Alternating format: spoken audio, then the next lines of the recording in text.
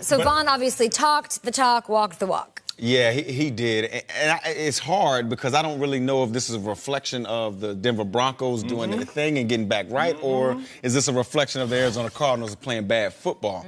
I mean, they forced 3 turnovers, 2 pick sixes, and 3 forced fumbles. I mean, you're going to almost win 100% of the time with those type of stats. And I love the fact they got the running game going. They controlled the line of scrimmage on both sides of the football. Phillip Lindsay, 14 rushes, 90 yards, and a touchdown. We talked about him yesterday, how he's going to have an impact on this game. When you're running the football and you're able to move the line of scrimmage, right, it helps your defense because your defense gets some rest. Your defense gets a chance to go out there, get rested, and attack the line of scrimmage. This was a great game, and they played for Vance Joseph's job, and you could tell they came out fired up. And that's the thing that people were saying, well, do they like him? They of course they like Vance Joseph. Now you've got to play for him, too. Yeah. So you saw a little bit of that. You know, I got on Vaughn a little bit.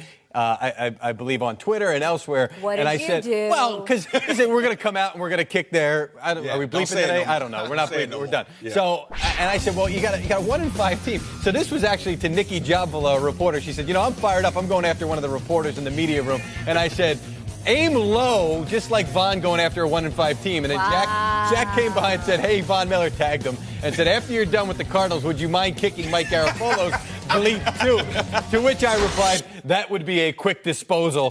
Jack liked that, so Jack understand. We were just having some fun there. So, listen. It was a safe bet he made. It was a safe bet, but you've got to execute it. And now all of a sudden you start to generate some good vibes, too. And you don't look at it and say, any game in the NFL, it's a tough game to win. To be able to dispose of them that quickly, to put Mike Garafolo to bed at halftime because he knows the game is over, that's what you want to do. Yeah, and that's what's impressive about this win. It wasn't so much the outcome. It was the way they did it. I think we all knew that the Denver Broncos was going to win this football game. But how would they win it? And watching those guys play, man, that, to me, is why you spend money on a pass rush. Because you don't need to be as good in the secondary if your pass rush can generate that kind of pressure.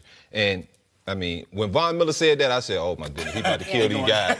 And you saw it from start to finish, and everybody rallied behind him. And, you know, I don't necessarily like the Broncos moving forward, but you know, this was a good, Kansas City coming, Kansas City is very different offense than what they've got going on with the Broncos. But I will say this, I'm sorry, I can't even interrupt you. I will say the first time the Broncos played Kansas City, they put out a small blueprint on how to defend the Kansas City Chiefs, and every team after them have been kind of defending Kansas City the same way. So I saw that on Good Morning Football Weekend, you breaking that down. Maybe if our audience hasn't seen that, real quick, how do you stop Mahomes?